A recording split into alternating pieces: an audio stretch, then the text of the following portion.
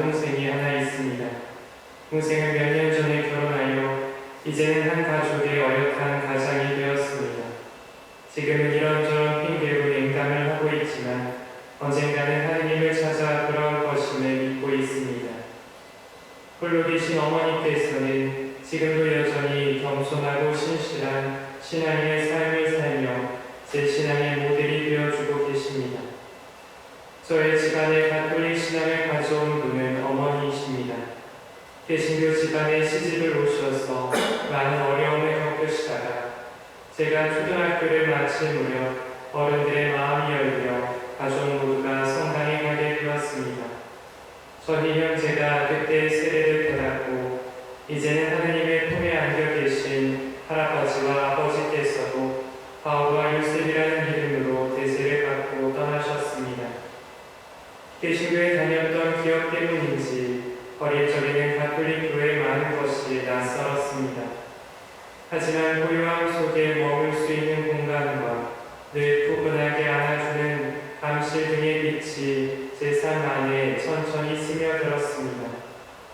아버지의 사고 후 더 자주 갖게 되었던 기도 시간도 제가 하느님을 깊이 만나는 계기가 되었습니다. 사제직을 지망하게 된 것은 그 후의 일이었습니다. 아버지께서 세상을 떠나시고 1년쯤 지나 제가 고등학교 3학년이 된 무렵이었습니다. 당시 한 피정에서 예수님의 순환을 통해 드러나는 하느님의 사랑을 느꼈고 그 사랑을 전하는 삶을 살아야겠다는 마음을 품게 되었습니다. 그 뒤 대학 생활을 하면서 다양한 신앙인을 만나고 성소의 길을 탐색하며 교부사제가 되어야겠다는 결심을 굳혔습니다.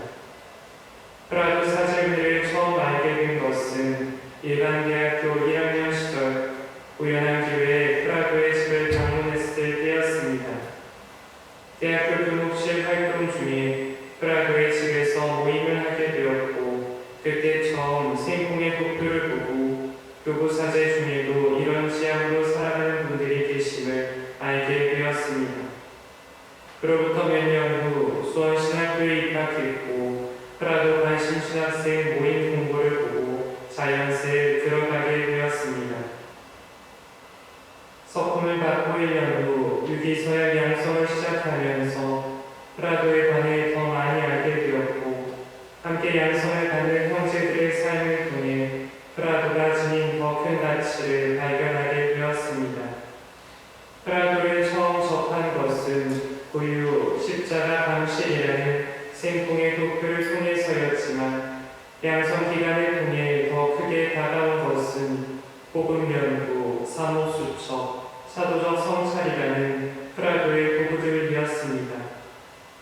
슈브리의 신부님은 매일 복음을 연구하며 예수 그리스도를 더 깊이 알고 사랑하고 따르기를 소망하셨고 실제로 그런 삶을 사셨습니다. 양성 기간 동안 배운 복음 연구는 특별한 방법론이라기보다 예수님에 관한 더 깊은 알고로 나아가기 위해 복음을 꾸준히 연구하는 것이었습니다. 예수님을 알면 알수록 그분을 더 사랑하게 되고 그분을 사랑할수록 그분을 더 따르게 됩니다. 그렇게 예수님을 닮아가는 첫째 가는 방법이 복음을 매일 연구하는 복음 연구입니다. 사모수첩과 사도적 성찰은 슈브리의 신부님의 산물은 아니지만 프라도의 중요한 도구로서 자신의 생활을 돌아보며 그 삶을 예수님의 삶에 더욱 일치시키기 위해 스스로 또 형제들과 함께 노력하는 것이라 볼 수 있습니다. 프라도는 이러한 방법들을 통해 우리가 더욱더 예수님을 가까이 따르고 그분을 닮은 삶을 살아가게 합니다.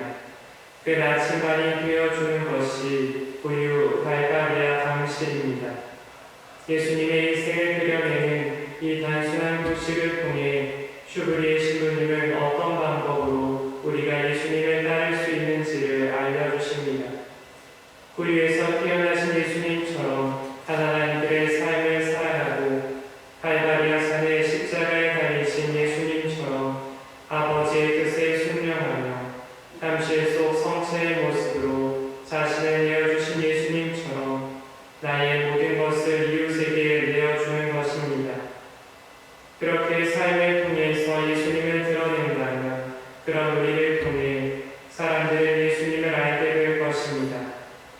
단순하게 예수님을 더 따르고 싶습니다. 그렇게 예수님을 따르는 방법을 알아가고 싶습니다. 부족한 것이 많은 저이지만 프라도 사제회를 통해 그분을 닮아가는 여정을 계속하고자 합니다. 이런 원인